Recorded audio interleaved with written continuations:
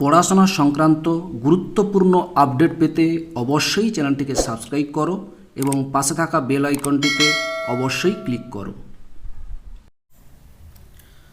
Welcome to Suvendu academy. Suvendu একাডেমিতে তোমাকে স্বাগত। আজ আমি এই ভিডিওতে আলোচনা করব দশম শ্রেণীর ভৌতবিজ্ঞান মডেল অ্যাক্টিভিটি টাস্ক। এটা হচ্ছে সর্বশেষ মডেল অ্যাক্টিভিটি টাস্ক। এটা হচ্ছে পার্ট 8। ঠিক আছে, এটা তোমরা নিশ্চয়ই জানো। তোমরা যেহেতু এবছর মাধ্যমিক পরীক্ষা দেবে, তার আগে শেষ অ্যাক্টিভিটি টাস্ক এটার উপর নির্ভর করছে তোমাদের ফাইনাল পরীক্ষার নাম্বার দেওয়ার। যদি পরীক্ষা না হয় কিন্তু এগুলো খুবই গুরুত্বপূর্ণ, এগুলো একটু ভালো করে করতে হবে। ঠিক আছে, তোমরা জানো সেপ্টেম্বর ও অক্টোবর মাসে যে মডেল টাস্কগুলো দেওয়া হয়েছিল সেগুলো মাত্র 15 মার্ক 20 মার্কের ছিল। এবার কিন্তু একেবারে 50 মার্কের প্রশ্নপত্র বা মডেল অ্যাক্টিভিটি টাস্ক দিয়ে দেওয়া হয়েছে। এগুলো তোমাদের কমপ্লিট করে জমা করতে হবে। যাই হোক, ভিডিওটি তুমি প্রথম থেকে শেষ পর্যন্ত দেখবে। যদি ভালো লাগে অবশ্যই একটা লাইক দেবে। আমার চ্যানেল নতুন হলে অবশ্যই চ্যানেলটিকে সাবস্ক্রাইব করবে এবং তোমার বন্ধুদের সঙ্গে ভিডিওটি বেশি বেশি করে শেয়ার করবে। আমি প্রথমে তোমাদেরকে প্রশ্নগুলো দেখাবো, 50 মার্কের প্রশ্ন দেখাবো, তারপর প্রশ্ন এবং উত্তর একসঙ্গে পরপর করে দেখাবো। ঠিক আছে, চলো প্রথমে দেখে নেওয়া যাক।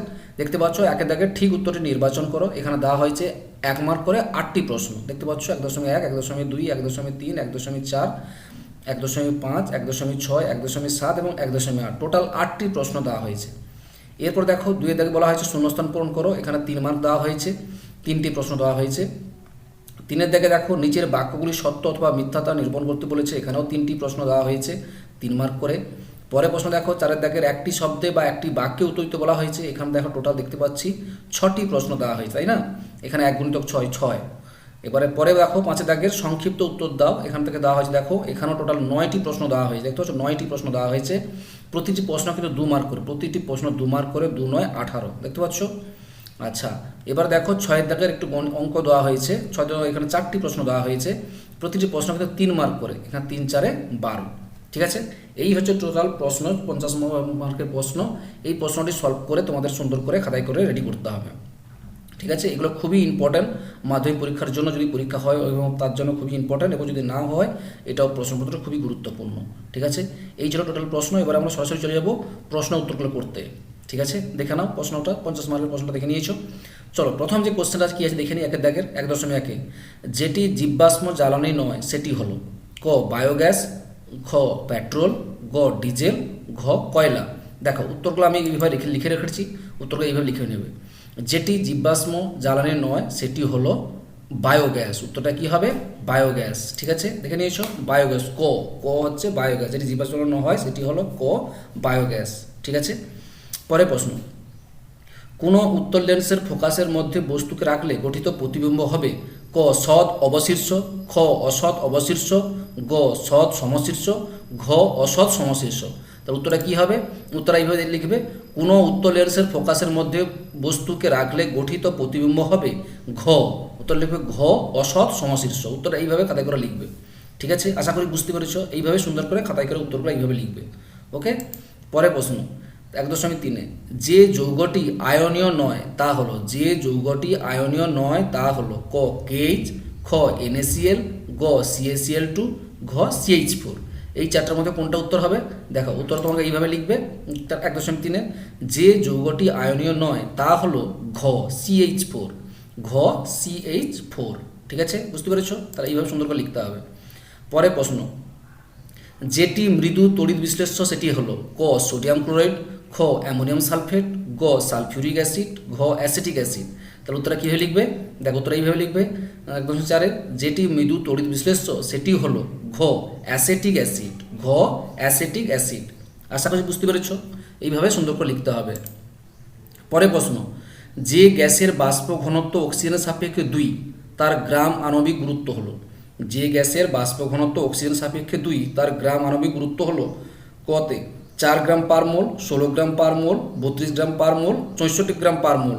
তাহলে উত্তরটা কী হবে? উত্তর এইভাবে লিখবে, যে গ্যাসের বাষ্প ঘনত্ব অক্সিজেনের সাপেক্ষে 2 তার গ্রাম আণবিক গুরুত্ব হলো ঘ 64 গ্রাম পার মোল। উত্তরটা কিন্তু এইভাবে সুন্দর করে লিখবে। দাগ নম্বর দেবে, 1.5 দাগ নম্বর দিয়ে কোশ্চেনটা তুলবে, তোলার পর উত্তরটা ঘ 64 গ্রাম পার মোল এইভাবে সুন্দর করে লিখবে। আশা করি বুঝতে পেরেছ। মাধ্যমিক খাতায় কিন্তু এইভাবে সুন্দর করে লিখতে হবে, যদি পরীক্ষা থাকে এইভাবে লিখতে হবে। পরে প্রশ্ন 1.6, গলিত সোডিয়াম ক্লোরাইডে তড়িৎ বিশ্লেষণ করার সময় ক ক ক্যাথোড ধনাত্মক, এখানে বিজারণ ঘটে। খ ক্যাথোড ঋণাত্মক, এখানে বিজারণ ঘটে। গ অ্যানোড ধনাত্মক, এখানে বিজারণ ঘটে। ঘ অ্যানোড ঋণাত্মক, এখানে বিজারণ ঘটে। কোনটা উত্তর হবে? দেখো উত্তর কীভাবে লিখবে, দেখো 1.6 এইভাবে লিখবে, গলিত সোডিয়াম ক্লোরাইডের তড়িৎ বিশ্লেষণের করার সময় খ ক্যাথোড ঋণাত্মক ও এখানে বিজারণ ঘটে। ক্যাথোড ঋণাত্মক ও এখানে বিজারণ ঘটে, উত্তরটা হবে খ। আশা করি বুঝতে পেরেছো, 1.6 উত্তরটা বুঝতে পেরেছো। ক্যাথোড ঋণাত্মক এবং এখানে বিজারণ ঘটে, খ। পরের প্রশ্ন 1.7 3 ওহম এবং 6 ওহম রোধের সমান্তরাল সমবায়ের তুল্য রোধের মান কত? 3 ওহম এবং 6 ওহম রোধের সমান্তরাল সমবায়ের তুল্য রোধের মান কত? তোমরা নিশ্চয়ই তোমাদেরকে আগে করানো হয়েছিল। 1/3 যুক্ত 1/6 সমান হবে 1/r, ঠিক আছে, সমবায় রোধের মান। তো এবার 1/3 প্লাস 1/6 লসাগু করবে, লসাগু করার পর যে উত্তরটা হবে, যে উত্তরটা হয়েছে, সেই উত্তরটা এইভাবে তুমি সুন্দর লিখবে, 3 ওহম এবং 6 ওহম রোধের সমান্তরাল সমবায়ের তুল্য রোধের মান হলো গ 2 ওহম, 2 ওহম হবে, উত্তরটা হবে গ 2 ওহমটা কী করে হচ্ছে বুঝতে পারছো নিশ্চয়ই। বললাম যে সূত্রটা আছে 1/r1 প্লাস 1/r2 সমান 1 বড় হাতের r, ঠিক আছে। এবার 1/3 প্লাস 1/6 সমান 1/r, তাহলে এটা লসাগু করার পর হবে 1/2 সমান 1/r, তাহলে r সমান হবে 2 ওহম, তাহলে উত্তরটা হবে গ 2 ওহম, ঠিক আছে, বুঝতে পেরেছো। তারপরে একের দাগের শেষ প্রশ্ন দেখো, যেটি গ্রিন হাউস গ্যাস সেটি হলো nitrogen, oxygen, nitrous oxide, hydrogen. উত্তরটা কী হবে? উত্তরটা লিখবে, যেটি গ্রিন হাউস গ্যাস সেটি হলো গো নাইট্রাস অক্সাইড, উত্তরটা হবে গো নাইট্রাস অক্সাইড। এটা হচ্ছে গ্রিন হাউস গ্যাস, উত্তরটা হবে গো নাইট্রাস অক্সাইড। আশা করি বুঝতে পেরেছো। তাহলে একের দাগে আমাদের প্রশ্নগুলো কমপ্লিট হয়ে গেল। এরপর আমরা চলে আসি 2-এর দাগে শূন্যস্থান পূরণ করো। 2.1 কী বলছে দেখো, হ্যালোজেন মৌলগুলির মধ্যে যেটির তড়িৎ ঋণাত্মকতা সর্বাধিক সেটি হলো, হ্যালোজেন মৌলগুলির মধ্যে যেটি তড়িৎ ঋণাত্মকতা সর্বাধিক সেটি হলো ড্যাশ। উত্তরে কীভাবে লিখবে দেখো, উত্তর এইভাবে লিখবে, হ্যালোজেন মৌলগুলির মধ্যে যেটির তড়িৎ ঋণাত্মক সর্বাধিক সেটি হলো ফ্লুরিন, ঠিক আছে, ফ্লুরিন। উত্তরটা বুঝতে পেরেছ, উত্তরটা হবে ফ্লুরিন, ওকে, ব্যাস। এরপরে প্রশ্ন বলেছে 2.2 বায়ুমণ্ডলের যে স্তরটি রেডিও তরঙ্গ প্রতিফলিত করে সেটি হলো ড্যাশ। তাহলে এর উত্তরটা কী করবে দেখো, এর উত্তর এইভাবে লিখবে, বায়ুমণ্ডলের যে স্তরটি রেডিও তরঙ্গ প্রতিফলিত করে সেটি হলো আয়ন মণ্ডল। উত্তরটা হবে কি? আয়ন মণ্ডল। আশা করি বুঝতে পেরেছ। পরের প্রশ্ন, ফিউজ তারের গলনাঙ্কের উপাদানগুলির গলনাঙ্ক অপেক্ষা ড্যাশ হয়। ফিউজ তারের গলনাঙ্কের উপাদানগুলির গলনাঙ্ক অপেক্ষা ড্যাশ হয়। তাহলে এর উত্তরটা কী লিখবে দেখো, এইভাবে লিখবে, ফিউজ তারের গলনাঙ্ক এর উপাদানগুলির গলনাঙ্ক অপেক্ষায় কম হয়। এখানে লিখবে কম হয়। তাহলে 2-এর দাগে যে টোটাল যে প্রশ্নগুলো ছিল, 3টি প্রশ্ন ছিল, আমরা এখানে কমপ্লিট করে ফেললাম। আশা করি বুঝতে পেরেছো সকলে। এবার চলে আসি 3-এর দাগের সত্য মিথ্যা। নিচের বাক্যগুলি সত্য অথবা মিথ্যা তা নিরূপণ করো। প্রথম প্রশ্ন 3.1 তড়িৎ বিশ্লেষণের সময় দ্রবণের মধ্য দিয়ে তড়িৎ পরিবহন করে ইলেকট্রন। দেখো, তড়িৎ বিশ্লেষণের সময় দ্রবণের মধ্য দিয়ে তড়িৎ পরিবহন করে ইলেকট্রন। তাহলে এটার উত্তর কী হবে? উত্তর এইভাবে লিখবে, তড়িৎ বিশ্লেষণের সময় দ্রবণের মধ্য দিয়ে তড়িৎ পরিবহন করে ইলেকট্রন। এটা একেবারে মিথ্যা, এখানে উত্তরটা লিখবে মিথ্যা, ঠিক আছে। পরের প্রশ্ন দেখতে পাচ্ছ কি বলেছে, উচ্চ উষ্ণতা ও নিম্ন চাপে বাস্তব গ্যাসগুলি প্রায় আদর্শ গ্যাসের মতো আচরণ করে। তাহলে এর উত্তর কী হবে না, উচ্চ উষ্ণতা ও নিম্ন চাপের বাস্তবগুলি প্রায় আদর্শ গ্যাসের মতো আচরণ করে, এটা সত্য। উত্তরটা লিখবে সত্য। উচ্চ উষ্ণতা ও নিম্নচাপে বাস্তব গ্যাসগুলি প্রায় আদর্শ গ্যাসের মতো আচরণ করে, এটা হচ্ছে সত্য, ঠিক আছে, এই বাক্যটি হচ্ছে সত্য। পরের প্রশ্ন 3.3 দুটি মাধ্যমের আপেক্ষিক প্রতিসারাঙ্ক আলোর বর্ণের উপর নির্ভর করে। দুটি মাধ্যমের আপেক্ষিক প্রতিসারাঙ্ক আলোর বর্ণের উপর নির্ভর করে। এর উত্তরে কি? অবশ্যই করে এর লিখবে, উত্তরটা হবে সত্য। দুটি মাধ্যমের আপেক্ষিক প্রতিসারাঙ্ক আলোর বর্ণের উপর নির্ভর করে, উত্তরটি হবে সত্য। তার প্রথমটা মিথ্যে, তারপরে দুটো হচ্ছে সত্য। তারা 3-এর দাগে যে টোটাল 3টে প্রশ্ন ছিল, প্রথমটা সত্য মিথ্যে, তারপর দুটো হচ্ছে সত্য। আশা করি বুঝতে পেরেছ, ওকে। এরপর চলে যাচ্ছি আমরা 4-এর দাগের প্রশ্নগুলো দেখতে। কি বলেছে? একটি শব্দে বা একটি বাক্যে উদ্ধৃত বলেছে। একটি শব্দ বা একটি বাক্যে উদ্ধৃত বলা হয়েছে। দেখো 4.1 প্রশ্নে কি বলা হয়েছে, গ্যাস ধ্রুবকের আর এসআই এককটি উল্লেখ করো। গ্যাস ধ্রুবকের আর এসআই এককটি উল্লেখ করো। দেখো উত্তরটা এইটুকু লিখলেই হবে। কীভাবে লিখবে দেখো, গ্যাস ধ্রুবকের আর এসআই এককটি হলো জুল, মোল ইনভার্স, কে ইনভার্স। উত্তর বুঝতে পেরেছ, জুল, মোল ইনভার্স, কে ইনভার্স। গ্যাস ধ্রুবকের আর এসআই এককটি হলো জুল, মোলের ইনভার্স, কের ইনভার্স, ওকে, ব্যাস। এরপরে প্রশ্ন কি বলেছে দেখো 4.2 পর্যায় সারণীতে প্রত্যেক পর্যায়ের কোন মৌলটির পারমাণবিক ব্যাসার্ধের মান সর্বাধিক হয়। পর্যায় সারণীতে প্রত্যেক পর্যায়ের কোন মৌলটির পারমাণবিক ব্যাসার্ধ মান সর্বাধিক হয়? এই উত্তরে কীভাবে লিখবে? দেখো, পর্যায় সারণীতে প্রত্যেক পর্যায়ের কোন মৌলটির পারমাণবিক ব্যাসার্ধ মান সর্বাধিক হয়? উত্তরটা হবে ক্ষার ধাতুর। উত্তরটা কি হবে? ক্ষার ধাতুর। ঠিক আছে, ক্ষার ধাতুর লিখবে, ক্ষার ধাতুর। ঠিক আছে, ক্ষার ধাতুর। এরপর 4.3 এমন একটি আয়নীয় যৌগের সংকেত লেখো যার ক্যাটায়ন ও অ্যানায়ন দুটিরই ইলেকট্রন বিন্যাস হিলিয়াম পরমাণুর মতন। এমন একটি আয়নীয় যৌগের সংকেত লিখতে বলেছে যার ক্যাটায়ন অ্যানায়ন দুটিরই ইলেকট্রন বিন্যাস হিলিয়ামের পরমাণুর মতন। উত্তরটা কী হবে? দেখো, উত্তরটা হবে LiH মানে lithium hydride. LiH lithium hydride একটি আয়নীয় যৌগ যার ক্যাটায়ন ও অ্যানায়নের ইলেকট্রন বিন্যাস হিলিয়াম পরমাণুর মতো। ঠিক আছে, 4.3 প্রশ্নের উত্তরটা এইভাবে সুন্দর করে লিখবে। LiH মানে লিথিয়াম হাইড্রাইড একটি আয়নীয় যৌগ যার ক্যাটায়ন ও অ্যানায়নের ইলেকট্রন বিন্যাস হিলিয়াম পরমাণুর মতো। হয়েছে। এরপরে প্রশ্ন কী বলছে দেখে নেওয়া যাক। 4.4 কিলোওয়াট KW এবং কিলোওয়াট ঘন্টায় ছোট হাতের KWH এর মধ্যে কোনটি ক্ষমতার একক? কোনটি ক্ষমতার একক? না, উত্তরটা খুবই সোজা, না কিলোওয়াট ক্ষমতার একক। কিলোওয়াট, শুধু কিলোওয়াটটা হচ্ছে ক্ষমতার একক। ঠিক আছে, উত্তরটা লিখবে কি? কিলোওয়াট ক্ষমতার একক, প্রথমটা যেটা কিলোওয়াট ক্ষমতার একক। পরে প্রশ্ন কি বলে 4.5 ডিসি অপেক্ষা এসি এর একটি ব্যবহারিক সুবিধা লেখো। ডিসি অপেক্ষা এসি এর একটা ব্যবহারিক সুবিধা লেখো। দেখো, এর উত্তর কীভাবে লিখবে? দেখো, না ডিসি অপেক্ষা এসি এর সুবিধা অপেক্ষাকৃত কম খরচে পরিবর্তী প্রবাহকে অনেক দূরে পাঠানো যায়। অপেক্ষাকৃত কম খরচে পরিবর্তী প্রবাহকে অনেক দূরে পাঠানো যায়। ডিসি অপেক্ষা এসির সুবিধা হচ্ছে এটা, অপেক্ষাকৃত কম খরচে পরিবর্তী প্রবাহকে অনেক দূরে পাঠানো যায়। উত্তরটা এইটুকু লিখলেই হবে। পরে প্রশ্ন 4.6 কোনো বস্তুতে সোনার প্রলেপ দিতে কি তড়িৎ বিশ্লেষ্য ব্যবহৃত হয়? কোনো বস্তুতে সোনার প্রলেপ দিতে কি তড়িৎ বিশ্লেষ্য ব্যবহৃত হয়?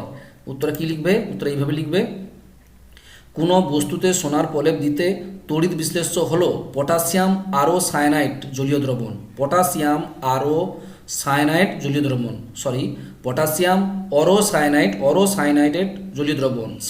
জলীয় দ্রবণ। সংক্ষেপে দেখে নাও KAUCl নিচে 2। ঠিক আছে, সংক্ষেপে দেখে নিয়েছো। তাহলে কোনো বস্তুতে সোনার প্রলেপ দিতে তড়িৎ বিশ্লেষ্য হলো পটাশিয়াম সায়ানাইডের জলীয় দ্রবণ। বুঝতে পেরেছো? তাহলে উত্তরটা তোমাকে এইভাবে সুন্দর করে লিখতে হবে। আশা করি বুঝতে পেরেছো। ব্যাস, তাহলে 4 দাগের প্রশ্নগুলো আমাদের কমপ্লিট হয়ে গেল। এবার আমরা 5 দাগের সংক্ষিপ্ত উত্তরগুলো দেখে নেবো। 5 দাগের প্রশ্নগুলো দেখে নেবো, সংক্ষিপ্ত উত্তর দাও। এগুলো কিন্তু প্রতিটি প্রশ্ন কিন্তু 2 মার্ক করে আছে, তুমি সেটা দেখতে হবে। 5.1 প্রশ্ন কি বলছে দেখো, পিছনের গাড়ি থেকে স্কুটার অথবা বাসে যে আয়না থাকে তা সমতল না করে উত্তল রাখা হয় কেন? পিছনের গাড়ি থেকে স্কুটার অথবা বাসে যে আয়না থাকে তা সমতল না রেখে উত্তল রাখা হয় কেন? এর উত্তর তোমাকে এইভাবে সুন্দর করে লিখতে হবে। দেখো, দূরের বস্তু থেকে আগত আলোকরশ্মি উত্তল দর্পণের উপর আপতিত হলে দর্পণটির পেছনে সোজা কিন্তু আকারে ছোট প্রতিবিম্ব উৎপন্ন হয়। গাড়ির চালকের পেছনে থাকা গাড়িগুলি থেকে আগত আলোকরশ্মির গাড়ির দর্পণে আপতিত হলে দর্পণের পেছনে থাকা ওই সমস্ত গাড়ির সোজা আকারের ছোট প্রতিবিম্ব তৈরি হয়। সমতল দর্পণ অপেক্ষায় উত্তল দর্পণের দৃষ্টিক্ষেত্র অনেক বড় হয় গাড়ির চালক গাড়ির পেছনের বিস্তীর্ণ অঞ্চল থেকে কী যানবাহন আসছে তা এই দর্পণের সাহায্যে দেখতে পায়।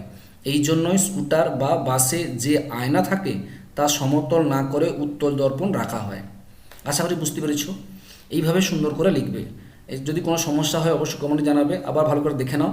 দূরের বস্তু থেকে আগত আলোকরশ্মি উত্তল দর্পণের উপর আপতিত হলে দর্পণটির পেছনে সোজা কিন্তু আকারে ছোট প্রতিবিম্ব উৎপন্ন হয়। গাড়ির চালকের পেছনে থাকা গাড়িগুলো থেকে আগত আলোকরশ্মির গাড়ির দর্পণে আপতিত হলে দর্পণের পেছনে থাকা ওই সমস্ত গাড়ির সোজা আকারে ছোট প্রতিবিম্ব তৈরি হয়। সমতল দর্পণ অপেক্ষায় উত্তল দর্পণের দৃষ্টিক্ষেত্র অনেক বড় হওয়ায় গাড়ির চালক গাড়ির পেছনের বিস্তীর্ণ অঞ্চল থেকে কী যানবাহন আসছে তা এই দর্পণের সাহায্যে দেখতে পায়। এই জন্য স্কুটার বা বাসে যে আয়না থাকে তা সমতল না করে উত্তল দর্পণ রাখা হয়। ব্যাস, এরপর চলে আসে পরের প্রশ্ন, কোনো মৌলের আয়নীভবন শক্তি বলতে কী বোঝো? কোনো মৌলের আয়নীভবন শক্তি বলতে কী বোঝো? দেখো, এই উত্তর তোমাকে এইভাবে সুন্দর করে লিখতে হবে। আয়নীভবন শক্তি ভূমিস্তরে থাকা কালীন নিঃসঙ্গ নিস্তড়িত কোনো পরমাণুর সর্ববহিস্থ কক্ষ থেকে সবচেয়ে দুর্বলভাবে আবদ্ধ একটি ইলেকট্রনকে সম্পূর্ণ মুক্ত করতে ন্যূনতম যে পরিমাণ শক্তি প্রয়োজন হয় তাকে আয়নীভবন শক্তি বলে। আবার বলছি দেখে নাও, ভূমিস্তরে থাকাকালীন নিঃসঙ্গ নিস্তড়িত কোনো পরমাণুর সর্ববহিস্থ কক্ষ থেকে সবচেয়ে দুর্বলভাবে আবদ্ধ একটি ইলেকট্রনকে সম্পূর্ণ মুক্ত করতে ন্যূনতম যে পরিমাণ শক্তি প্রয়োজন হয় তাকে আয়নীভবন শক্তি বলে। ওকে, পরের প্রশ্ন দেখে কি বলেছে। ক্যালসিয়াম কার্বনেটের মধ্যে ভর হিসাবে ক্যালসিয়ামের শতকরা পরিমাণ নির্ণয় করো। ক্যালসিয়াম কার্বনেটের মধ্যে ভর হিসাবে ক্যালসিয়ামের শতকরা পরিমাণ নির্ণয় করতে বলেছে, যেখানে ক্যালসিয়ামের সিটা হচ্ছে 40। দেখো এর উত্তরটা খুব সোজা, এটা এইভাবে করবে। ক্যালসিয়াম কার্বনেটের CaSO3, ক্যালসিয়াম কার্বনেট, কারণ ক্যালসিয়াম কার্বনেট সংক্ষেপে কি না CaCO3 এর আণবিক ওজন কত না আণবিক ওজন, ক্যালসিয়ামের আণবিক ওজন এই যে সি এর আণবিক ওজন হচ্ছে 40 দেওয়া আছে, কার্বনের হচ্ছে 12, অক্সিজেন হচ্ছে কত 16, আর 3টি অক্সিজেন আছে তাহলে 16 3 48, তাহলে এখানে হচ্ছে 40 যুক্ত 12 16 3 48 সমান 100। তাহলে 100-র মধ্যে কত হবে 40, তাহলে এখানে বলেছে CaCO3 এতে সি এর শতকরা পরিমাণ কত হবে না ক্যালসিয়ামের বলেছে, ক্যালসিয়াম কত এখানে দেওয়া আছে কত 40/100 গুণিতক 100% মানে হচ্ছে 40, 40/100 গুণিতক কত হবে 40/100 গুণিতক 40, 40/100 গুণিতক 100।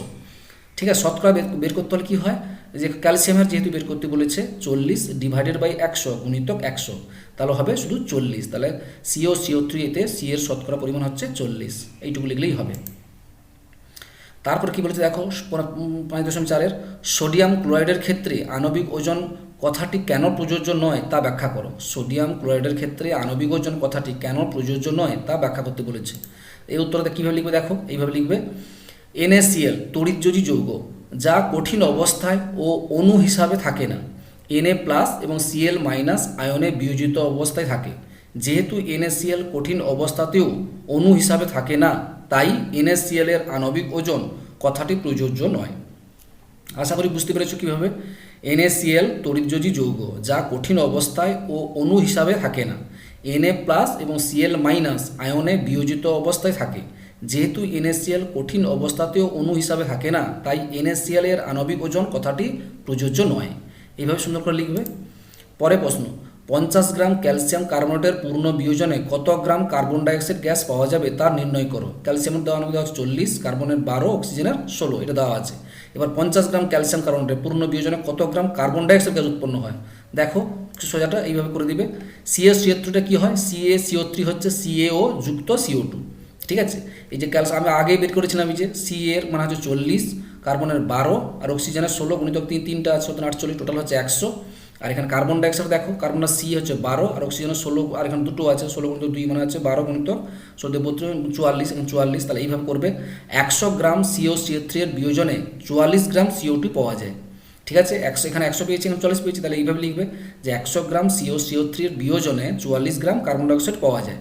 তাহলে 1 গ্রামে পাওয়া যায় কত 44/100, আর তোমাকে 50 গ্রামে বের করতে বলে, তাহলে লিখবে 50 গ্রাম CaCO3 এর বিয়োজন কত হবে 44/100 গুণিতক 50, কাটাকাটি করবে, কাটাকাটি করতে পাওয়া গেছে কত 22 গ্রাম, কত পেয়ে গেছি 22 গ্রাম। তাহলে অতএব লিখবে অতএব 22 গ্রাম CO2 পাওয়া যাবে। উত্তরটা কী হবে 22 গ্রাম CO2 পাওয়া যাবে। আশা করি বুঝতে পেরেছো, কোনো সমস্যা নেই। ওকে, পরে প্রশ্ন চলে যাচ্ছি। শুষ্ক বায়ু অপেক্ষায় আর্দ্র বায়ু হালকা কেন তা ব্যাখ্যা করো। শুষ্ক বায়ু অপেক্ষায় আর্দ্র বায়ু হালকা কেন ব্যাখ্যা করতে বলেছি। দেখো এর উত্তর কীভাবে লিখবে দেখে নাও, এইভাবে লিখবে। শুষ্ক বায়ু অপেক্ষায় আর্দ্র বায়ু হালকা হয়। স্থির উষ্ণতায় বাতাসে জলীয় বাষ্পের পরিমাণ বাড়লে বাতাসের ঘনত্ব হ্রাস পায়। বাতাসে জলীয় বাষ্পের পরিমাণ বাড়লে একক আয়তনের বাতাসে NO2 ও অক্সিজেন, মানে N2 ও NO2 নয়, N2 ও O2 এর পরিমাণ কমে যায়, কারণ জলীয় বাষ্প বাতাসে উপস্থিত গ্যাসগুলোকে প্রতিস্থাপিত করে। অক্সিজেনের আণবিক ভর 32, নাইট্রোজেনের আণবিক ভর 28 এবং জলীয় বাষ্পের আণবিক ভর হচ্ছে 18। সুতরাং জলীয় বাষ্প একই চাপ ও উষ্ণতায় সম আয়তন O2 এবং N2 থেকে হালকা। তাই স্থির উষ্ণতা বাতাসে যত বেশি জলীয় বাষ্প অন্য গ্যাসগুলোকে প্রতিস্থাপিত করে, বাতাসের ঘনত্ব তত কমে। সুতরাং একই উষ্ণতায় শুষ্ক বায়ুর চেয়ে আর্দ্র বায়ু হালকা হয়। বুঝতে পেরেছ? এইভাবে সুন্দর করে এই প্রশ্নের উত্তরটা সুন্দর করে এইভাবে লিখে ফেলবে। আশা করি বুঝতে পেরেছ। ওকে, পরের চলে আছে পরের 5.7 প্রশ্ন। সূর্যাস্তের সময় সূর্যকে লাল দেখায় কেন? সূর্যাস্তের সময় সূর্যকে লাল দেখায় কেন? এই উত্তরটা কীভাবে লিখবে দেখো, এইভাবে লিখবে। বায়ুমণ্ডলের ভিতর দিয়ে সূর্যের আলো যাওয়ার সময় বায়ুমণ্ডলে ভাসমান ধূলিকণা ও বিভিন্ন গ্যাস অণুর দ্বারা বিক্ষিপ্ত হয়। আবার যে বর্ণের আলোকের তরঙ্গদৈর্ঘ্য যত বেশি তার বিক্ষেপণ তত কম। সূর্যের আলোর 7টি বর্ণের মধ্যে লাল বর্ণের আলোর তরঙ্গদৈর্ঘ্য বেশি বলে লাল বর্ণের বিক্ষেপণ সব থেকে কম হয়। সূর্যাস্তের সময় সূর্য দিগান্তে থাকে বলে সূর্য রশ্মিকে অন্যান্য সময় অপেক্ষা বেশি পথ অতিক্রম করে পৃথিবীতে পৌঁছাতে হয়। এজন্যই লাল বর্ণ ছাড়া অন্য বর্ণের রশ্মি বেশি বিক্ষিপ্ত হওয়ার পৃথিবীতে এসে পৌঁছায় না। আর লাল বর্ণের আলোর বিক্ষেপণের মাত্রা কম হয় পৃথিবীতে এসে পৌঁছায়, তাই সূর্যাস্তের সময় সূর্যকে লাল দেখায়। আশা করি বুঝতে পেরেছো। তাহলে এইভাবে সুন্দর করে পয়েন্ট দিয়ে দিয়ে এইভাবে সুন্দর করে যেভাবে লিখে দেওয়া হলো এইভাবে সুন্দর করে ভালো করে লিখবে, ঠিক আছে। এবার সুন্দর করে লিখে দেওয়া হয়েছে, এখানে সুন্দর করে এইভাবে লিখে ফেলবে। এবার চলে যাই পরের প্রশ্ন, 5.8 প্রশ্ন। ফ্লেমিংয়ের বাম হস্ত নিয়মটি লেখো। ফ্লেমিংয়ের বাম হস্ত নিয়মটি লেখো।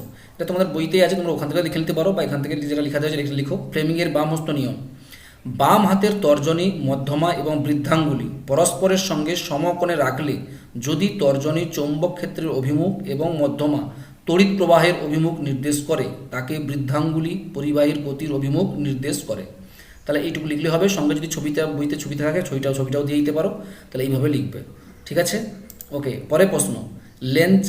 লেঞ্জের সূত্রটি লিখো। লেঞ্জের সূত্রটি লিখতে বলা হয়েছে। দেখো, লেঞ্জের সূত্র বইতে আছে, তোমরা সেখান থেকে দেখে নিতে পারো বা এইভাবে লিখতে পারো। 5.9 লেঞ্জের সূত্র: তড়িৎ চুম্বকীয় আবেশের ক্ষেত্রে আবিষ্ট তড়িৎ প্রবাহের অভিমুখ এমন হবে যাতে যে কারণে প্রবাহের সৃষ্টি হয় প্রবাহ সর্বদা সেই কারণকে বাধা দেবে, ঠিক আছে। উত্তরটা এইভাবে লিখবে।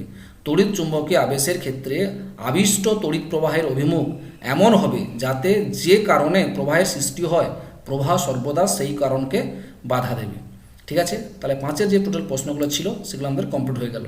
এরপরে 6-এর প্রশ্ন দেখে নেব। নিচের প্রশ্নের উত্তর দাও। 6.1 760 mmHg চাপে 273 K উষ্ণতায় কোনো একটি গ্যাসের 1.6 গ্রাম আয়তনে 1.12 লিটার গ্যাসটির মোলার ভর ও হাইড্রোজেনের সাপেক্ষে বাষ্প ঘনত্ব নির্ণয় করতে বলেছে। দেখো এই অঙ্কটা কীভাবে করবে একটু দেখে নাও। 6.1 গ্যাসের চাপ পি দেওয়া আছে 260 mmHg। তাহলে 760/760 হচ্ছে 1 অ্যাটম হয়ে গেল, কাটারি করলাম 1 অ্যাটম। গ্যাসের উষ্ণতা টি দেওয়া আছে 273 K, ভর ডব্লিউ দেওয়া আছে 1.6 গ্রাম এবং আয়তন ভি দেওয়া আছে 1.12 লিটার। এবার দেখো এন মোল আদর্শ গ্যাসের অবস্থায় সমীকরণটা হলো, এন মোল আদর্শ গ্যাসের অবস্থার সমীকরণটা হলো PV সমান W/m RT। এমটা কি? না আণবিক ভর। এবার এখান থেকে এম এর মানটা কত পেলাম? এখান থেকে এম সমান পাবো WRT/PV। এবার এখানে যে মানগুলো আছে, ডব্লিউ মান বসালাম 1.6, আর এর মান বসালাম 0.0821, গুণিতক টি হচ্ছে 273, P1 আর এখানে ভি হচ্ছে 1.12। এটা কাটাকাটি করলাম, কাটাকাটির পর মান পেয়ে গেলাম কত? 32.02। অতএব গ্যাসটির মোলার ভর হলো 32, এটা 32.02 মানে 32 প্রায় লিখলাম। আর হাইড্রোজেনের সাপেক্ষে বাষ্প ঘনত্ব কত হবে? না ভর যদি 32 হয় তাহলে হাইড্রোজেনের সাপেক্ষে বাষ্প ঘনত্ব হবে 32/2 মানে হচ্ছে 16। যেটা বেরোবে সেটাকে 2 দিয়ে ভাগ করে দেবে, তার উত্তর হলো 16। তাহলে এইভাবেই অঙ্কটা সুন্দর করে ফেলবে। আশা করি বুঝতে পেরেছো, কোনো সমস্যা নেই। চলে যাই পরের প্রশ্নতে। একটি তড়িৎ কোষের তড়িৎচালক বল 10 ভোল্ট এবং আভ্যন্তরীণ রোধ 2 ওহম। তড়িৎ কোষটিকে 8 ওহম রোধকের সঙ্গে যুক্ত করা হলো। রোধকটিতে 60 সেকেন্ডে কত জুল তাপ উৎপন্ন করে তা নির্ণয় করো। দেখো এটা খুবই সোজা, এভাবে করবে। দেখো প্রথমে লিখে নেবে এইভাবে।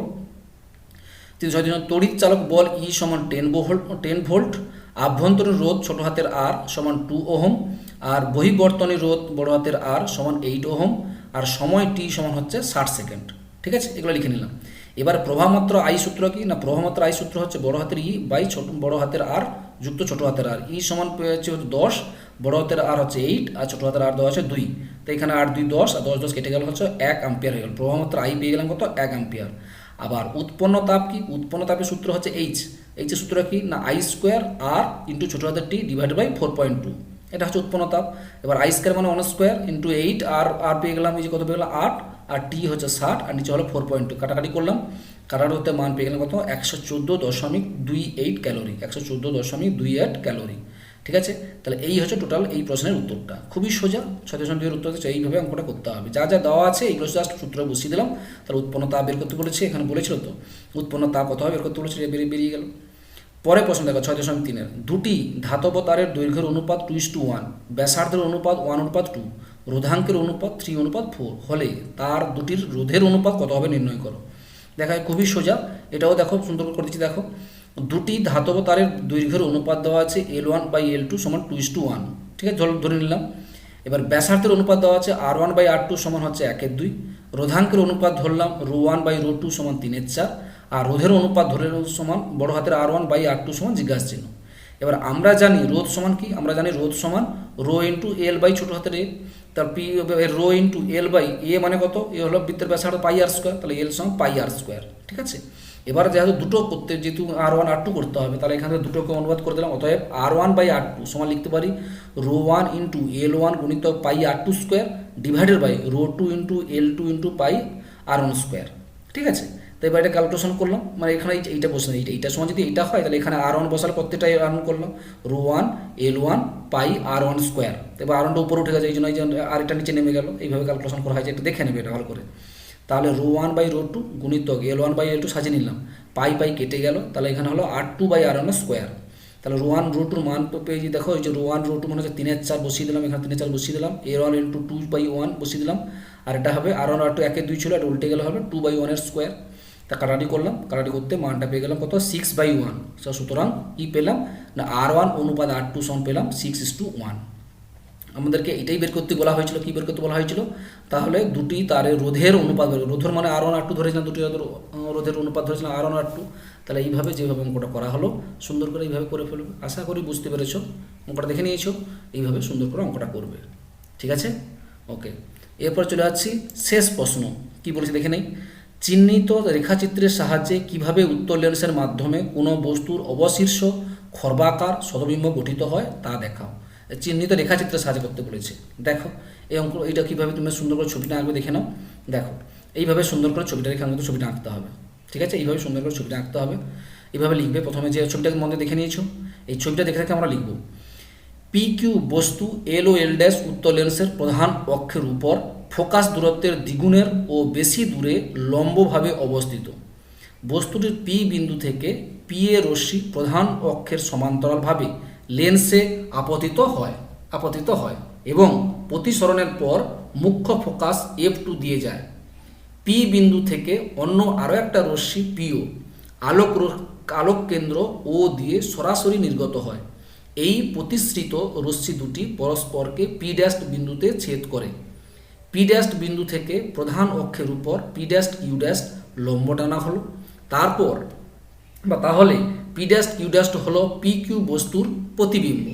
এটি সৎ, অবশীর্ষ এবং বস্তুর চেয়ে আকারে ছোট, অর্থাৎ খর্বাকার।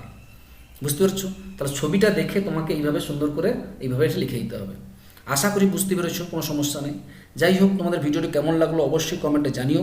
ভিডিওটি যদি ভালো লাগে অবশ্যই একটা লাইক দিও, এবং বাকি বিষয়গুলো দেখতে হলে অবশ্যই ডিসক্রিপশনে লিঙ্ক দেওয়া থাকবে, ওখান থেকে তোমরা দেখে নিতে পারো বাকি বিষয়গুলো। আর অবশ্যই যারা চ্যানেলে নতুন তাদেরকে বলবো অবশ্যই চ্যানেলটি সাবস্ক্রাইব করো। ভালো থাকো, সুস্থ থাকো, ধন্যবাদ।